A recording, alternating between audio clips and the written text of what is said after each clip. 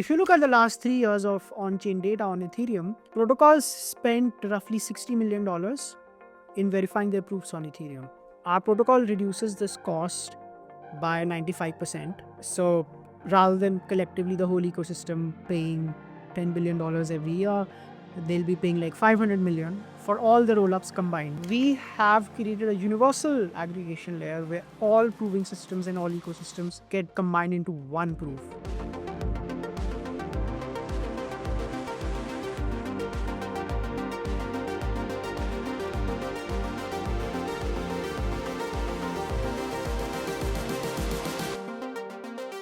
I'm here with Garvit Goel, who is CEO of Electron. Electron was on the show about 7 or 8 months ago, back in April, and we discussed Electron as a ZK proof aggregator. It is a platform that allows protocols to reduce the cost of ZK proving by a significant amount. And since then, lots has been released. They now have a test net and are on road to mainnet. And I want to get Garvit on to give us an update on Electron, what's been happening, and what's the future for the protocol. So thanks for coming back on. Thanks for having me, Seb. It's great to be back here. And there sure are a ton of updates. There's a lot going on here at Electron, and happy to go deeper today with you on them.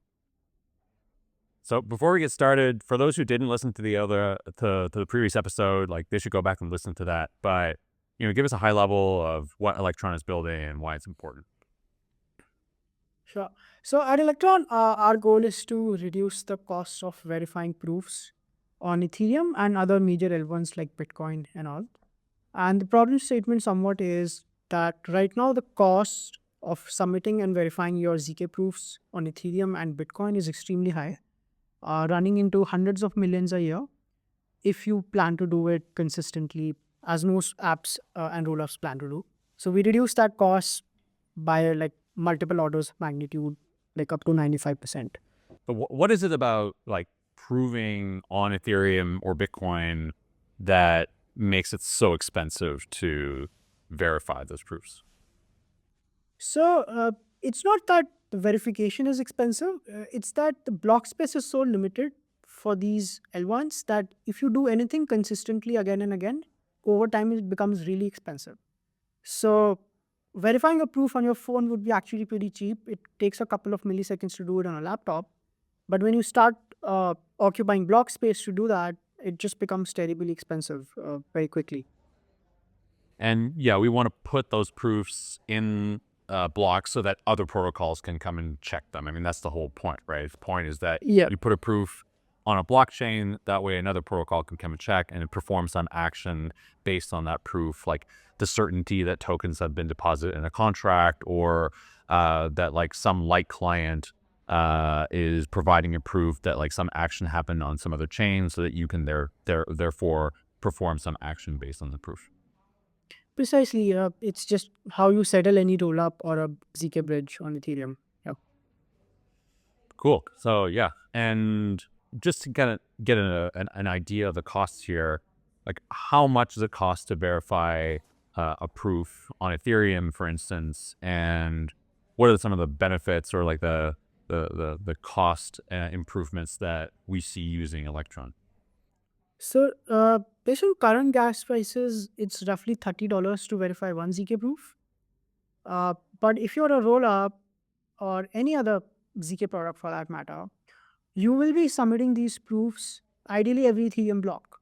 You want to settle every Ethereum block, so with every new block you send a ZK proof. So which means you're paying $30 in gas fees every Ethereum block, which is 15 seconds, which on an annualized basis turns out to be, I think, roughly $100 million, if I'm not wrong. And if you look at the last 3 years of on-chain data on Ethereum, protocols spent roughly $60 million in verifying their proofs on Ethereum. If you look at the Ethereum scaling roadmap, we want every rollup to a ZK rollup settling on Ethereum. So if you occupy most of the Ethereum block space for ZK proof verification, like 60% or something like that, then this cost will be like $10 billion every year just for proof verification by these protocols. So that's the problem we aim to solve. And our protocol reduces this cost by 95%. So rather than collectively the whole ecosystem paying $10 billion every year, they'll be paying like 500 million for all the rollups combined. This is not per rollup. All the rollups, all the ZK applications collectively will only have to pay 500 million, which is massive savings, which we can then put back in the hands of the users and the protocols. Yeah, that brings up a great point that I've been thinking about a lot lately. There's this great chart that people have been circulating on Twitter of like how much base generates in revenues and how much of that is paid back to Ethereum. And I believe what base pays Ethereum on an annualized basis is something like $11,000 or some ridiculously small amount. Um, you know, right, Ethereum is generating revenue from ZK proof verification. If we're reducing that revenue like by a significant amount, sort of looking at the broad scale of kind of revenues that Ethereum is generating, if those revenues are going down, then like how does Ethereum continue to be profitable?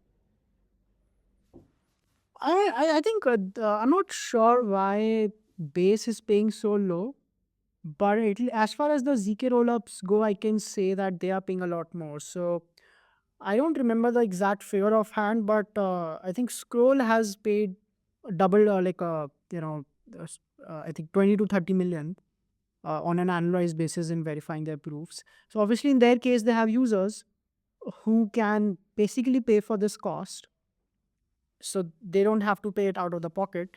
But I think even Base, as they try to submit fraud proofs on Ethereum frequently, even their costs will go up. It's possible that being an optimistic role, they've chosen not to submit these fraud proofs on Ethereum. Yeah. So let's talk about Quantum, which is the network that you guys launched in testnet in the last couple of months. What is Quantum and how is it being used right now? Sure. So Quantum is our flagship product. It's the core aggregation layer that we have for Ethereum. And Quantum has been live for the past 140 days, 145 days on testnet, aggregating proofs from some of the top ZK products and protocols, including Risk Zero, WorldCoin, Scroll, EigenDA. And we have been aggregating these proofs and submitting them on the Ethereum testnet.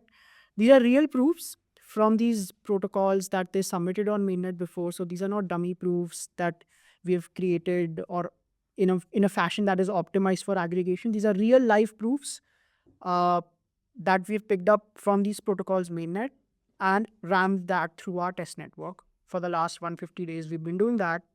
And every time we submit a proof, which is an aggregate proof for all of these individual protocols, we save a little bit of fees. And if you create the sum total of the fees that we have saved so far, that yesterday hit $1 million in the last couple of months of operations, which was one of the cheapest duration, like cheapest period for proof verification on Ethereum. It usually is a lot more expensive than this. And yeah, so for Quantum, we are, as I said, we have a stable testnet now, and we just looking for audits very soon and looking to hit mainnet like in January or February next year. Cool. So there's a couple of things here that I want to dig into. And one is the different proving systems that you guys aggregate. We talked about this on the last episode we did together. You sort of educated me on the different types of proving systems. So we have like Plunky 2, Risk Zero, Groth 16, Halo. What is the kind of core difference between these different proving systems, and how difficult is it for you guys to aggregate all these different types of proving systems into a single proof that can be verified on Ethereum? Yeah, we spent a lot of time on this actually, and it's one of the core problems that we have solved at Electron. So, like to answer your first question, these proof systems are at an abstract level, they are all the same. Okay, if I were to like create a one-line definition, it would be the same for all of them. But the underlying mathematics and how they achieve it is totally different. And it's so different that there's hard to find any common nuances across these. Maybe one or two very simple themes which you see common, but mostly they're very, very different, coming from very different historical reasoning and backgrounds to arrive at those proof systems. So that's super, super different, and that's why super incompatible to aggregate with each other.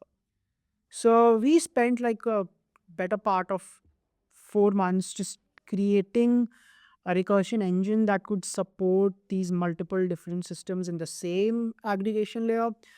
And so, when we meet people, most people just assume that, okay, we must be creating one aggregation layer for each proving system, which in on mainnet must operate independent of each other. People just assume that, but it's not true.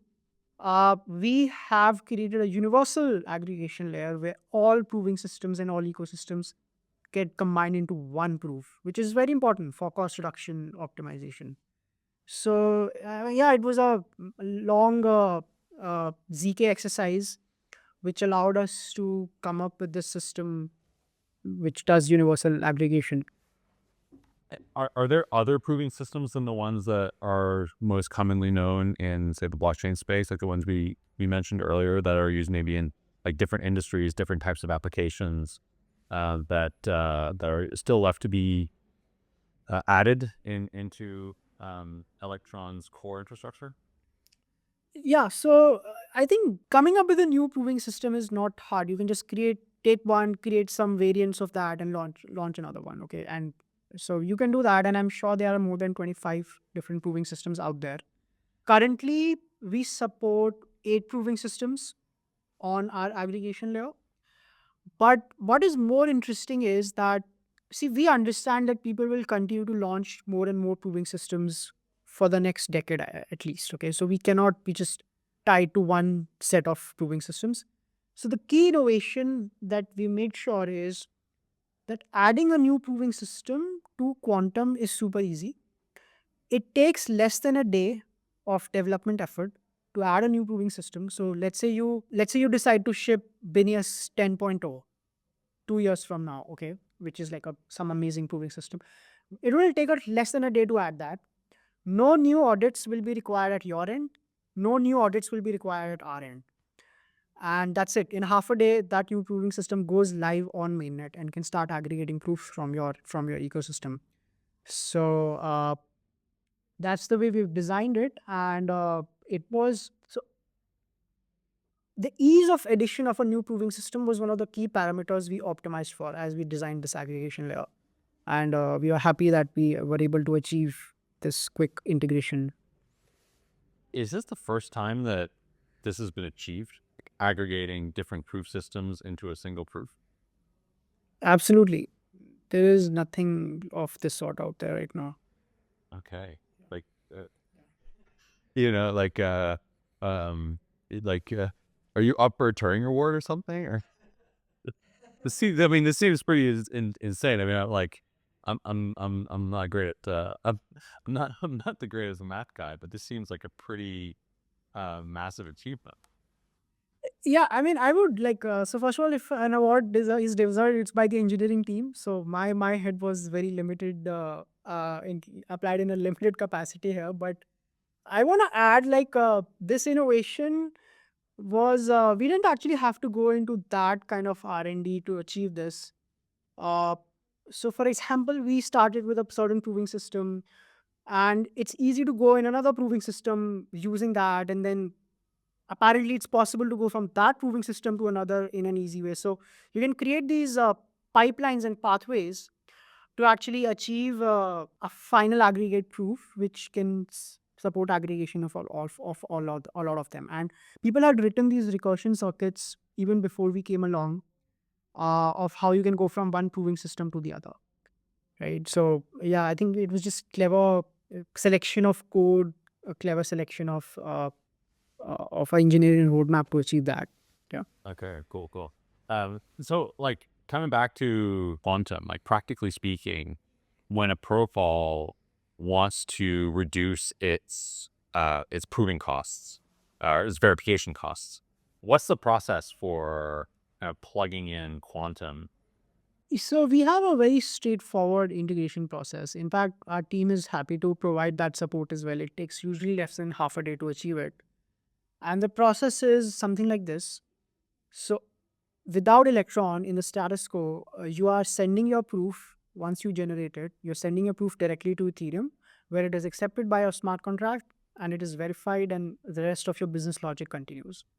Now, what happens in the Electron model is, rather than broadcasting your proof directly to Ethereum, you send it to our aggregation network, and then we collect a bunch of other proofs from similar projects like you, and then we create this aggregate super proof, which we then broadcast to Ethereum. And then once our contracts verify this super proof on Ethereum, your application contracts on the chain can query our super proof verification contracts to check for an inclusion proof. And that's it. Then you go about doing your business just like you were doing earlier. Okay, so instead of sending the proof directly to Ethereum to be verified, you're sending it to Electron, and then Electron aggregates that proof, sends it to the chain, and then you can utilize the verification contract to Electron's verification contract to check that proof, and so it integrates that into your application. Yeah. When you say like Electron network, just to understand here, is this happening off chain? Is there like actually a network of nodes that are doing this proof aggregation? Like, what's the kind of censorship resistant properties of a quantum? Yeah. Yeah. When I say aggregation, aggregation is basically ZK proving. It's a specialization of that. And so that's why, just like any other ZK network, we also run the set of ZK provers off chain. And that's why, just like any other ZK company, we also need to decentralize our prover network. We are working with several folks, like Gavelot is a partnership we've announced. We are working with a bunch of other providers as well, who will help us decentralizing the proving network. On that front, we look similar to any other ZK network. There's one key difference though, which is, like, for rollups, they have to have this sequencing requirement. So that's why this whole debate on centralized and uncentralized sequencers. And the reason that they have to do that is because they have this concept of a state. The good part about aggregation is we don't have any state, so we're not required to do any sequencing. So we don't have that problem in terms of a centralized sequencer or not. As of today, we are just on testnet, so we are operating a single aggregation machine ourselves in-house, running on cloud. But of course, as we gear towards mainnet, we'll be decentralizing this. Folks like Gavelot, Firma, they will be invited to run these nodes. And at that point, I think the censorship resistance also kicks in, because if, let's say, we decide to not provide the service, there will be some other node provider who will be having a desire to generate revenue, and they'll just provide the service to you. So you can use one of them. On top of that, I want to add that, let's say, the Electron prover network as a whole decides not to provide service to a particular ZK project. They can just choose to send their own proof on Ethereum directly without using the aggregation. They can always do that. The cost will be higher. So in that sense, aggregation layers don't have that censorship powers anyways, because the alternative is just going to Ethereum directly. There may be some use cases which are dependent on low costs to achieve this, at which point the decentralized prover network becomes important. Yeah. Right. I mean, that's a good point. There is no censorship from the perspective of being able to send your proof directly to Ethereum. There is, however, from the perspective of being able to aggregate and benefit from the lower cost. You mentioned on the last episode we did together that generating a proof was a pretty computationally trivial task to do. Then, in fact, like, you could do that on a mobile phone. Is there a future in which, like, people could participate in the prover network by, one of our other portfolio companies, Bless, are doing this decentralized computation network where you just run a Chrome extension and you can run computations for this network? Is there a future in which anybody could run some software on their computer or on their phones and participate to proof generation, further extending and expanding the decentralized nature of the prover network? Is that something that is desirable, or maybe not? Like, what are the kind of trade-offs there? So first of all, Yes, I mean that's the goal, that we want to reduce the proof generation infrastructure requirements as much as possible. Having said that, I personally at least believe, and I'm sure a lot of ZK people will disagree with me on this, I don't see the requirement why, like a normal individual should generate proofs for somebody else. I just don't see the point. It's like decentralized storage, maybe, which never took off because you can always use cloud services or Drive or whatever just to store whatever you want. It's cheap enough. It's very, very easily accessible. So even in future, cloud machines and cloud infrastructure will always be easily accessible. So I don't see any reason why projects would want to offload that to the client side. Uh, this will obviously not be true for privacy use cases where you want to withhold your data as much as possible. So generating the proof on the customer side becomes important. And but again, they'll be only generating proofs for their own use case, not for anybody else, which will become feasible in the next couple of years, I believe. Yeah. Yeah. So what do you think is the value then in like decentralized compute networks? Like what are some of the use cases that you see there that are maybe more interesting than proof generation? Yeah, I think mostly it's ensuring uptime and censorship resistance. I think that's the key value that we have, that at least we are consuming from our providers. There's another value add here, which is aggregation of hardware. So since proving is expensive, these companies can do it for a bunch of projects, thereby ensuring high utilization of the hardware. So that's an additional value proposition on top of that. Yeah.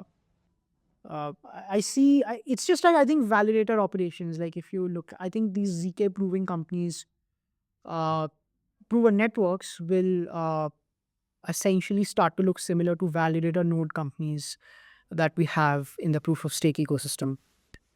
Right. So in the case of quantum, I believe right now there's something like 9 networks or 9 protocols being aggregated or something like that.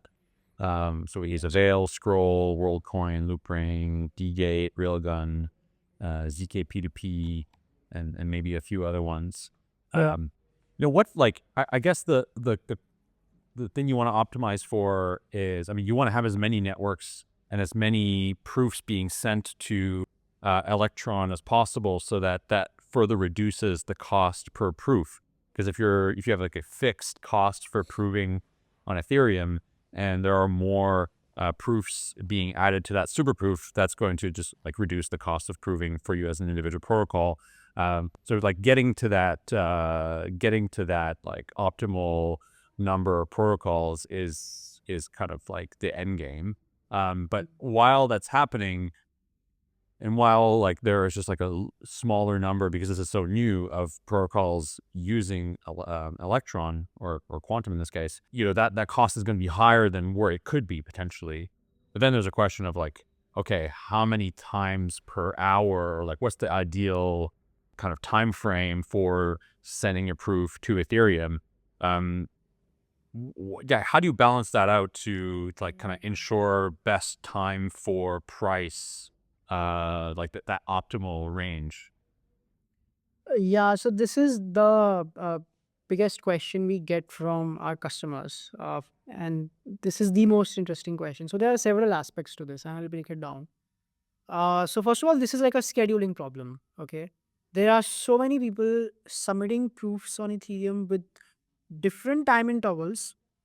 Uh, they have different monthly budgets for verifying these proofs, and some of these proof schedules keep changing as well. You start with once a day, and then you increase it to once every hour, then you reduce it to once every week. So these things keep happening. Now, how do we solve for this? So now what's going on, what we noticed on the mainnet is the cost of verifying is so high that most projects just cannot afford to send proofs more than once every 30 minutes, right? We look at the on-chain data, and most projects are submitting it with this kind of an interval.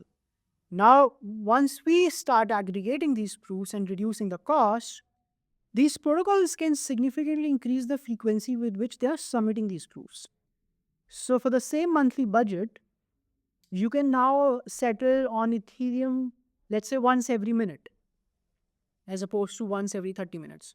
So when we hit the market, what we are able to tell all these customers is that we will increase your frequency of proof submission no matter what. Okay. So that allows us to have that flexibility in terms of onboarding customers and solving for this problem. Because we can just go to a customer and say that, dude, no matter what your monthly budget is, keep your monthly budget the same, just increase the proof submission frequency and we will do that for you. So it becomes a clear value proposition without any trade-off for these customers, which makes it very easy to onboard folks for this service. So what is like right now kind of how often are super proofs getting generated? Like how many proofs are in that super proof, and what's the cost per to get included in the super proof? Yeah. So right now we submit a batch every 15 minutes. Every 31 minutes. We submit one batch every 31 minutes. And so far, we have aggregated more than 100,000 proofs so far. Which means, and since we have 8 to 9 proofs in every batch, this translates into a roughly 88% cost reduction on the testnet. Yep, these are the stats right now. Yeah, and people can go to explore.electron.dev and they can see all these stats, and it's basically, it says here like total gas costs saved has been over $1 million. 110,000 proofs, 112,000 proofs have been submitted, and you can see, like literally, you can see the proofs getting submitted, the protocols that are participating at the moment. So we have like IGDA, Avail, Scroll, Tornado Cash. We mentioned those a while ago. And also the proving systems that they're using. So like IGDA is using Risk Zero and Avail is using Plunk. Cool.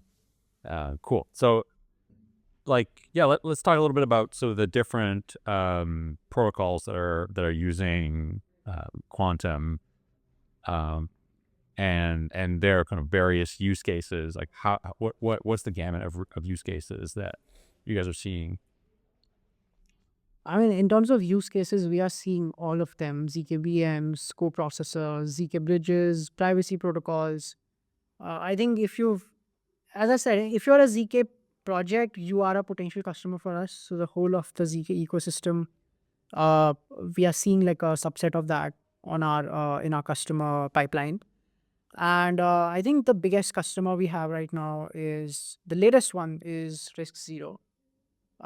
So to backtrack a bit, right now what we are seeing is there's a transition going on where all the people who had shipped ZK circuit and custom circuit based architectures, they're now switching to ZK VMs.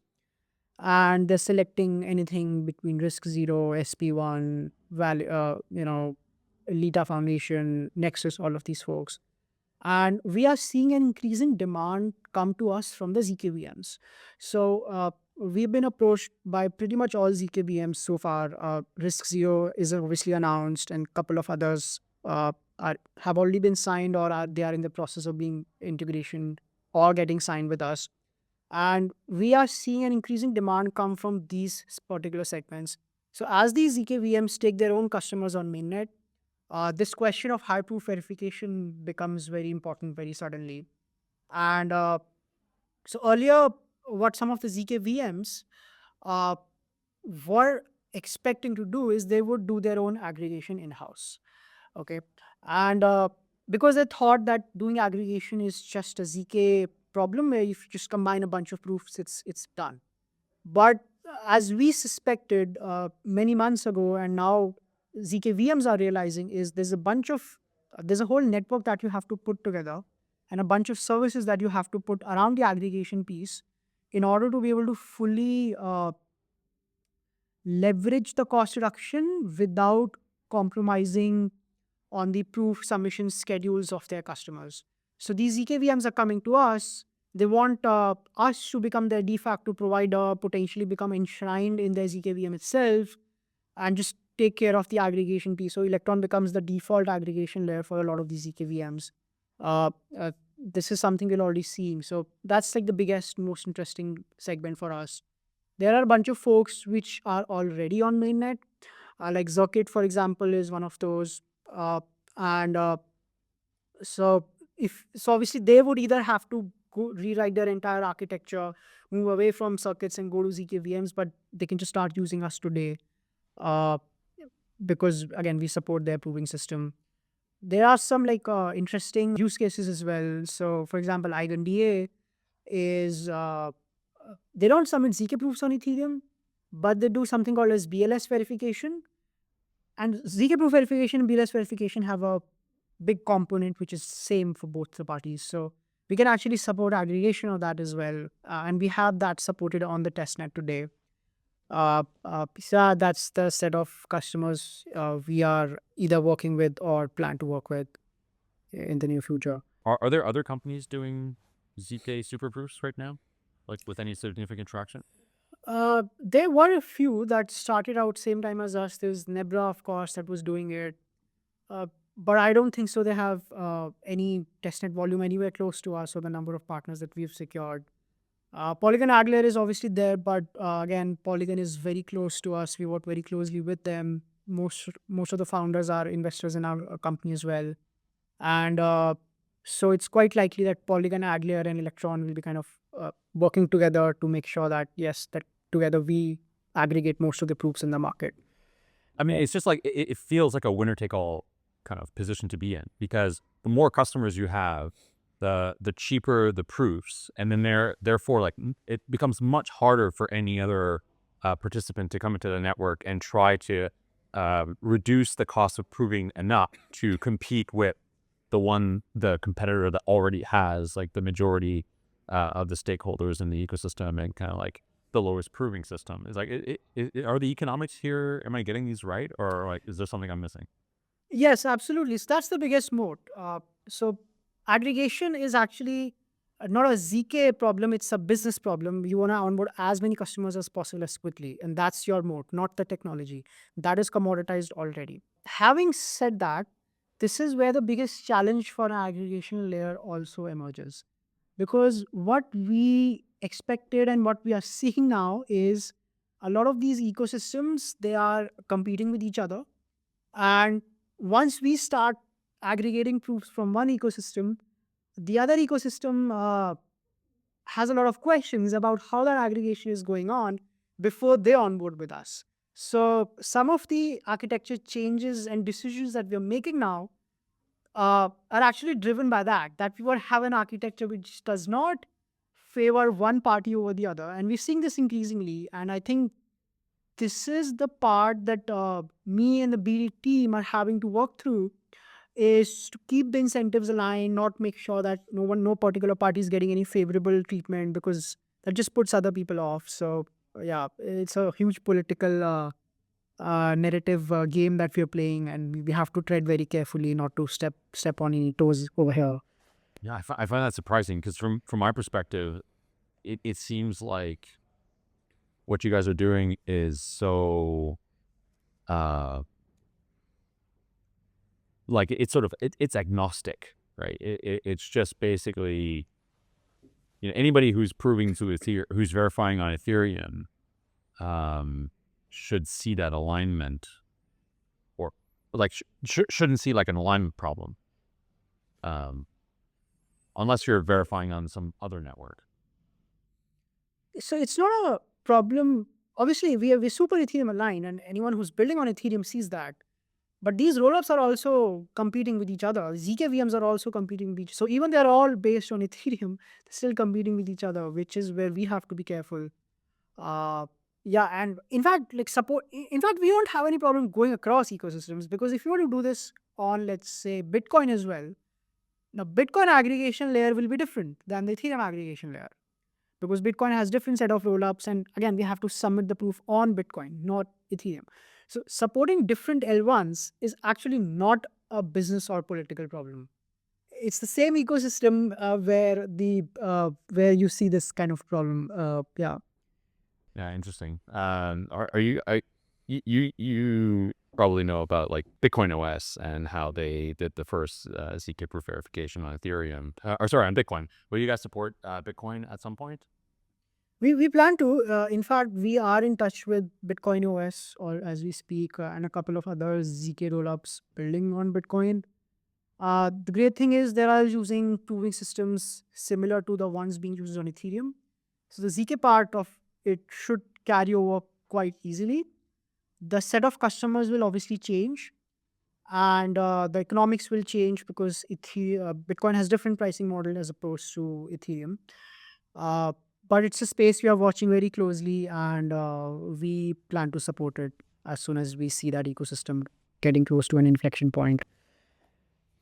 Yeah, we just did an episode on Epicenter recently with Yago from Bitcoin OS, and it's really great to understand sort of how ZK proving works over on Bitcoin compared to Ethereum.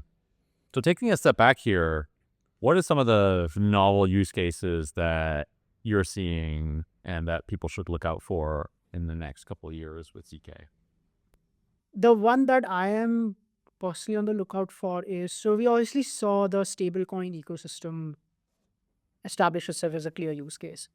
Now we have so much liquidity on chain, so I think the next step should be, in my opinion, the tokenization of other assets which are also money, which is let's say stocks, S&P 500, and some of, let's say, Tesla gets tokenized or something like that.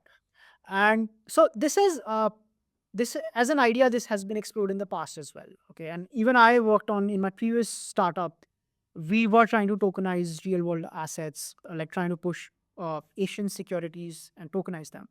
The problem we saw back then was that there was so many high yield assets present on chain that you could just buy and get like a 200%, 300%, 1000% return, or get like a very high APY, like 1000% APY on your stable coins or whatever on chain. So it was very difficult for these kind of assets to compete.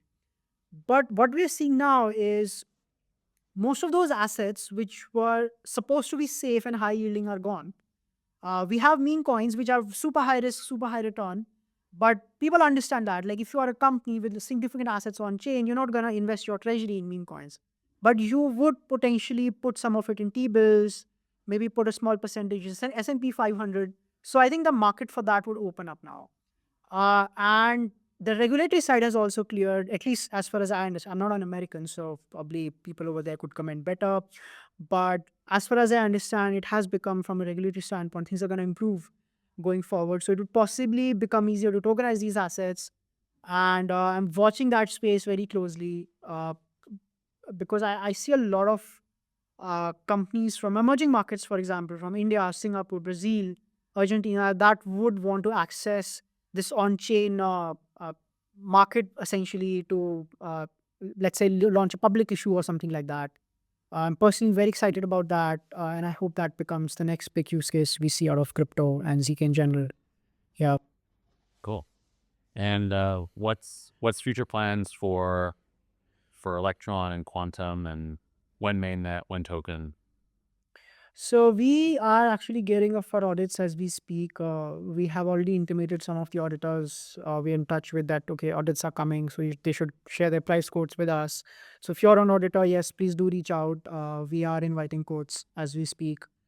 And I think we're currently maybe middle of February is something which is looking like a tentative testnet date, mainnet date, sorry. And we have a couple of people already from the testnet that will be hitting mainnet with us. So looking forward to that. Yeah. Cool. Well, thanks so much for the update. It's been great chatting. And yeah, during this podcast, 3 super proofs have been generated on on Quantum. So I've been watching the proofs get generated. So yeah, very exciting, and Yeah. really pleased about all the progress you guys are making. Thanks again. Absolutely, man. Pleasure being here. Thanks for inviting me, and looking forward to getting mainnet very soon. Yeah. Cheers.